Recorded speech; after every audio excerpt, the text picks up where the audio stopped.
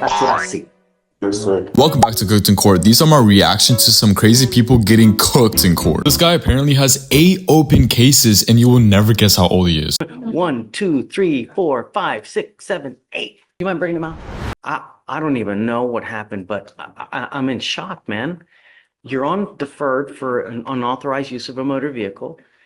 Since January, you picked up a failure to ID, an evading arrest, 2 theft cases, another evading arrest, another UUMV, and another burglary of a motor vehicle. So we have Excuse Hold me, on. sir. There's obviously something wrong with the justice system if you have that many open cases and you're not in jail yet. We're going to do probable. I have no idea what happened. We'll do probable cause on all of them because I have no idea. All I know is that you've got 1, 2, 3, 4, 5, 6, 7, 8 open cases. From January 23rd of this year, he had a failure to ID evading. We've already done probable cause. It's been found that there's a bond set. It looks like February 14th, a felony theft was picked up. A bond has been set on that case. Probable cause has been found. Now, as of 2:15, the next day, you picked up a theft, evading arrest, another unauthorized use, and a burglary of a motor vehicle. So we're going to do probable cause on all those cases. You have the right to remain silent. Anything you say can or will be used against you. Yes, can you start with the theft from 2:15? So in this case, you're facing up to 6 months in jail and or a $2,000 fine. And that's just one case. He has 7 more to go. On February 14th, 2025, officers were dispatched to 6955 Sam Houston Freeway regarding a shoplifter. The call note stated that a black male wearing blue jeans and a brown jacket was inside the store concealing items. The officer observed the defendant walking outside the location and through the parking lot. The officer attempted to make contact with the defendant, who then began to flee on foot. The defendant ran through the parking lot, maneuvering through motor vehicles. The officer was then able to catch up with the defendant and attempted to tackle the defendant to the ground. The defendant was able to slip away and continue to evade. The officer was able to tackle the defendant to the ground, but was still attempting to stand back up and get away. Dang, man, either the police cannot catch up or he's really a track star. So the officer struck him one more time to gain compliance and evaded for approximately 50 yards. Where was that theft from?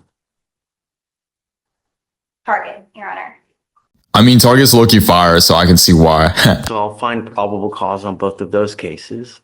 So then we have now a burglary of a motor vehicle from 2/19/25. Dang, bro, if you put that much effort in getting a job, you would do just fine. December 25th, 2024, officers were dispatched for an abandoned stolen vehicle at the Cypress Park and Ride. The officer reviewed surveillance footage taken from December 25th, 2025 and observed the complainant's vehicle. The officer identified a black male wearing a hoodie, blue jeans, and brown boots exit the vehicle. The officer immediately recognized and identified the defendant, identified as Zyron McGee, also known as Zion Williams, from a previous case at the same location. How are you going to commit the crime at the same location? Like, duh, you're going to get caught, especially when there's surveillance there. Bruh. He then broke the window and got into the vehicle. The complainant did not give the defendant permission to be in the vehicle and was missing a jacket and a charging cord. Dang, that jacket better be bussin' for it to be worth it. Did you say all that was on video too? Yes, on the surveillance. The other thing you said it happened December 20. 5th, yes. Come on, bro. On Christmas? Seriously? Bro, you're not Santa, you a Fanta. That didn't make any sense. I just want to say that. Of 25 or 24? 24. Just as bad, bro. You got people stressing before the big day. So I'll find there's probable cause to go forward there. What we need to set bonds on these cases. What should we set them at? Well, of course, defendant is 18 years old, judge, no job. Bro, how are you going to be 18 and racking that like you're trying to level up a Mario Kart? My God. Are you in school? No, ma'am, I was about to go back to school. They, two of my schools didn't allow me because of my charges of the summertime in 2024, and they denied me school. What grade are you in? I'm supposed to be 12th grade. I'm supposed to be graduating this year. I see one thing. That's what I see. Yes, sir. But There's no but, bro. You did what you did, homeboy. It's the only thing I see. speak, sir. No, Sir. no. The problem is, well, you have the right to remain silent. You know, you will have the opportunity to fight these cases. But the problem is, When we let you out, you pick up a case. It's like you're your own worst enemy, dude. Really? Who do you have in your life? Who's there for you? Only people I got in my life is my big sister and my brothers and stuff, but we all separated type stuff. I keep trying to keep in touch. Notice how he didn't say father. You see, fathers are so important or they're going to end up like this. I'm trying to keep in contact with them. Other than that, on a day-to-day basis, I have 2 friends that I stay with, and I accompany my friend's father. You feel me? I accompany him on a day-to-day basis. I doubt that friend's father was a good influence as well, because genuinely some male figure in your life could have a positive impact, whether it's your father or someone else. Mr. McGee, you have to make a change before you get killed. You live in Texas, man. People like their guns and they like their cars. And I cannot tell you how many people get shot at and killed. Oh yes, that is true. Go to Texas and they will kill you with no hesitation. And then they'll say, bless your heart. Because they break into the... Stop talking, bro, and just listen to the judge. Just listen to them. I'm listening. I can talk. Yes, sir. You're trying to think of things to say and you're not listening. You know, I'm trying to give you pointers in life, because the problem is you've probably never had someone in your life to tell you, hey man, straighten up and fly right before you land your ass in prison for the next 20 years.